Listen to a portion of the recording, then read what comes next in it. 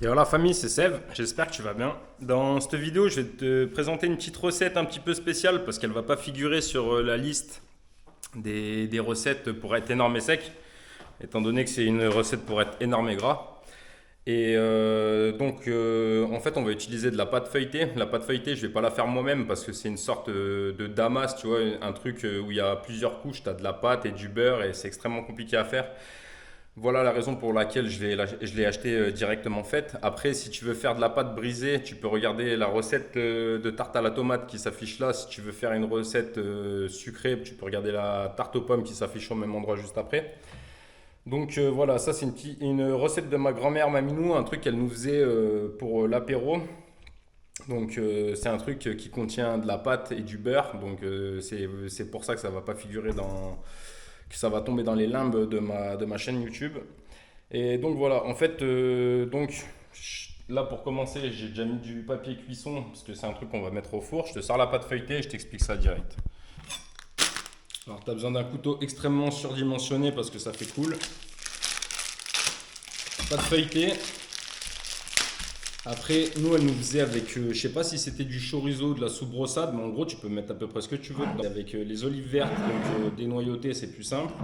Là, on va faire un petit peu un sacrilège parce que normalement, quand je me fais ma petite recette avec des tomates et tout, j'utilise des anchois, mais je récupère l'huile d'olive parce que c'est de l'huile d'olive. Là, on va l'acheter, quoi, parce que faut que les, faut que les anchois ils soient secs. Enfin, on va en garder un petit peu à l'intérieur, mais après, je pense qu'il y aura quand même du gaspillage. Tu peux le faire avec des piments, mais moi, étant donné ce qui s'est passé dans la dernière vidéo, je vais m'abstenir. Je te laisse aller la voir, c'est un massacre. Donc voilà, on va faire. Puis je vais mettre un petit peu de la créoline, ça c'est une spécialité des Antilles. Je sais pas si c'était une Martinique ou de Guadeloupe, mais voilà, c'est une dinguerie. Après, c'est liquide, donc je sais pas comment je vais me débrouiller à le foutre dans la pâte. Donc là, on va récupérer la pâte, on l'étale. Alors,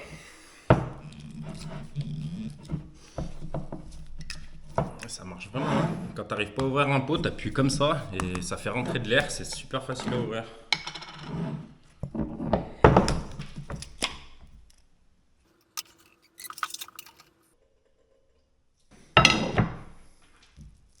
J'ai aucune notion de combien je vais pouvoir en faire. Donc là, je viens de prendre les anchois, je les ai pressés. On va commencer par ça maintenant que j'ai les mains dedans. Donc là, c'est assez simple. Tu prends un anchois, tu le fous comme ça.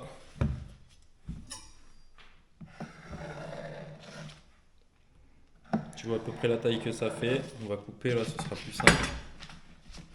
Tout simplement, tu prends l'anchois, tu le replies sur lui-même, tu l'emprisonnes, tu coupes, tu viens le déposer sur ta plaque. Tu répètes l'opération jusqu'à ce que tu en aies suffisamment. On va juste les espacer un petit peu quand même, parce qu'après ils vont gonfler dans le four. Je sais pas ce que je peux te conseiller, si c'est de mettre un petit peu de farine sur ta plaque, tu retournes la crêpe là, tu t'enlèves ce papier, ou alors de couper doucement en utilisant ce papier pour pas que ça colle sur le plateau. Pour l'instant, c'est de la découverte, hein. Je suis en train de reproduire ce que ma grand-mère m'a dit de faire. Je l'avais déjà fait une fois, mais c'était tellement un échec que je voulais pas m'afficher non plus, tu vois.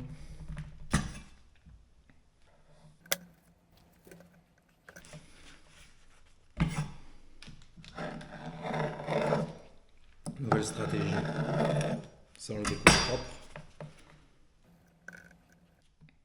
Des fois, tu n'arrives pas à te mettre à la place d'une personne tout simplement parce que tu n'as pas son vécu.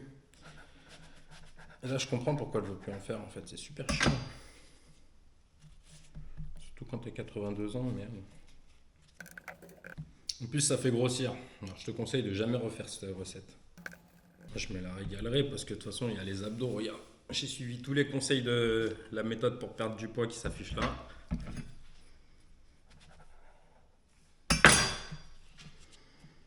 C'est une pub en fait, cette vidéo.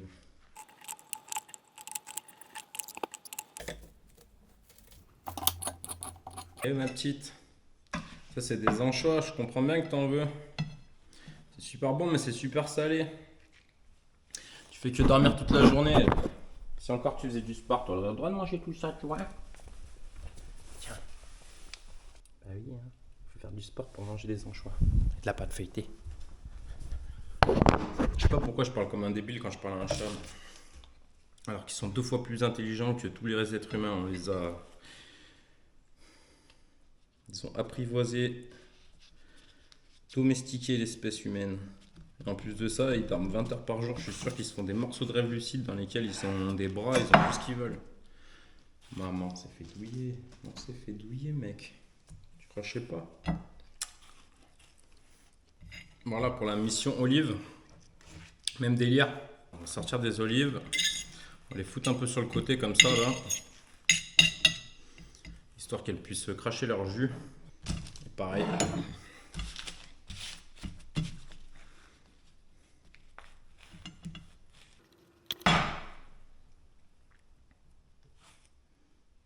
Paquet comme ça.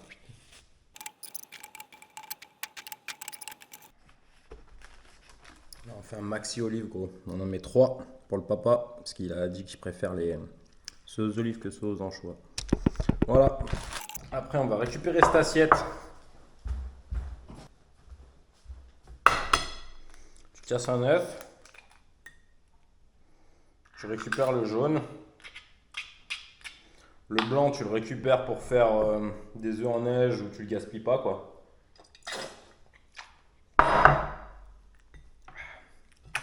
Protéines, protéines.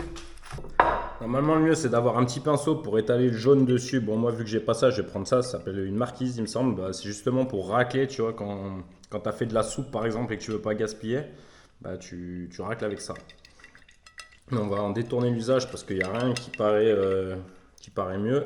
Et là, juste, tu peins tes trucs, en fait, avec du jaune d'œuf. Tout simplement. Hop. Tu peux mettre 180 degrés, s'il te plaît.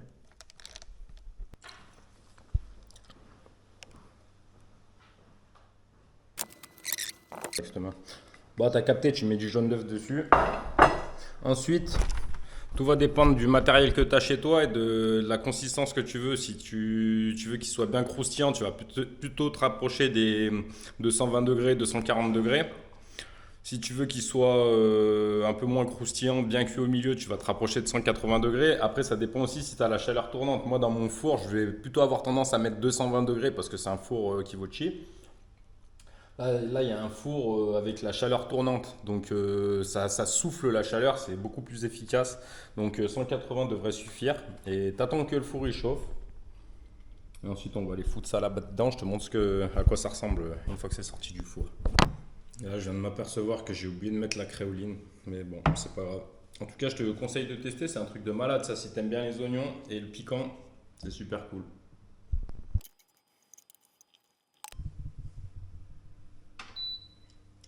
Bon bah admettons que le four soit chaud, t'as plus qu'à foutre tes trucs dans le four et à surveiller parce que j'ai aucune notion du temps qu'il va falloir attendre.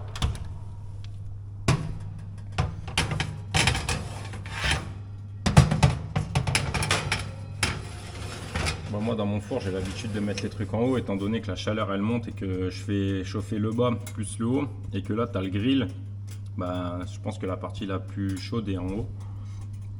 Là, vu qu'il y a la chaleur tournante et qu'il y a le machin qui va se remettre à tourner derrière, je le mets devant, quoi. J'imagine.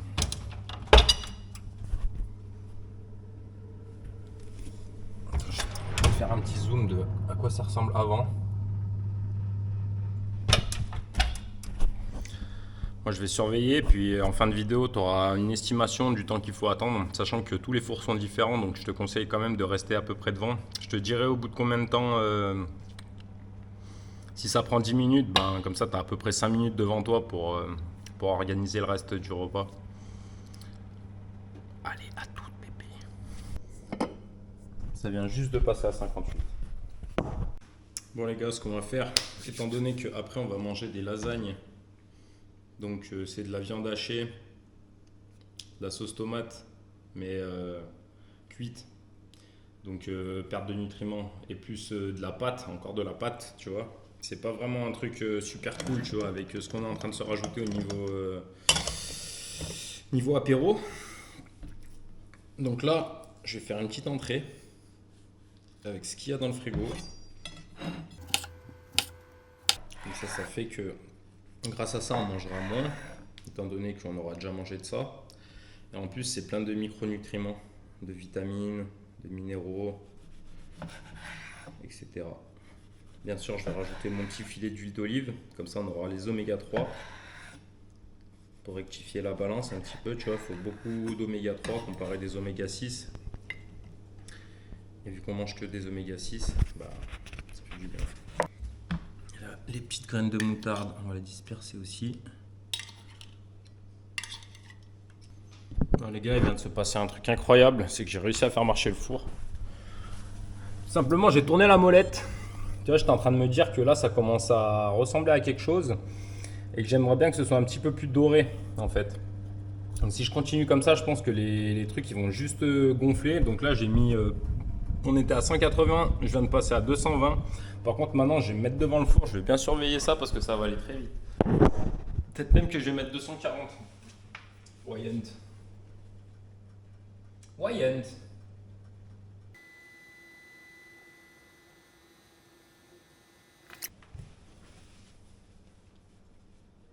Sachant qu'on est parti de 58 à 16 minutes, j'ai dû commencer à augmenter le feu. Donc je pense qu'en fait, au lieu de mettre 180 degrés, tu peux directement mettre 200, 220 degrés. Par contre, surveille au bout de 12-15 minutes, ça devrait être pas mal. Bon, ce que je vais faire pour complètement t'embrouiller le cerveau, je vais mettre à 240 degrés maintenant. Je te dis même pas au bout de combien de temps, comme ça je suis absolument sûr que tu ne referas jamais cette recette. Voilà, elle va tomber dans les larmes comme le gâteau d'Eliott. Et voilà. T'as le démon ou pas? Non, mais en fait, c'est que fallait que ça croustille. Et puis de toute façon, c'est un peu ça la cuisine, hein, en fonction de la quantité de pâtes que tu as mis, de la manière dont tu les as travaillées, en fonction d'un tas de facteurs que j'ai pas envie d'énoncer parce que de toute façon, j'en oublierai la moitié de ceux que je connais. Et en plus, il y en a sûrement que je connais même pas. Donc voilà les gars, je te remets une petite dernière photo là quand ça sort du four. Et voilà. Allez, des bisous la famille. Abonnez-vous. Ciao. Bon les gars, ça fait à peu près une minute là que j'ai augmenté la température du feu. J'ai mis à 240 degrés. Donc je vais t'expliquer le phénomène qui est en train de se passer. C'est que à la base, les beignets, déjà ils ont commencé à s'ouvrir. On pouvait apercevoir un petit peu l'anchois qui sortait et le jaune qui était posé dessus, il a commencé à devenir légèrement beige et le beignet en s'ouvrant, il avait une teinte bien claire, bien blanche. Là, on voit que le beignet il est en train de devenir jaune et l'œuf qui était au-dessus, il est en train de devenir marron. Il y a même certains anchois qui commencent à cracher de l'eau, tu vois, ils sont en train de bouillir. Donc je pense que c'est exactement le bon moment pour arrêter le truc, sachant qu'en plus tu as l'inertie. Ce qui veut dire que le four va continuer de chauffer pendant que... Enfin, le four il est encore chaud, donc les trucs ils vont continuer de cuire à l'intérieur avant que j'ouvre et que je fasse un courant d'air. Donc là je laisse même pas, je pense que c'est bon là. Je vais directement ouvrir en fait, ça va refroidir le four et puis ça suffira à finir de les cuire. Voilà les gars, là ça ressemble à ça. C'est bien doré au-dessus. Ça fait des petits fours d'apéro. Voilà, je vais même laisser entrouvert comme ça là. Voilà. Allez, des bisous la famille, reproduisez ça pas trop souvent et à bientôt. Ciao.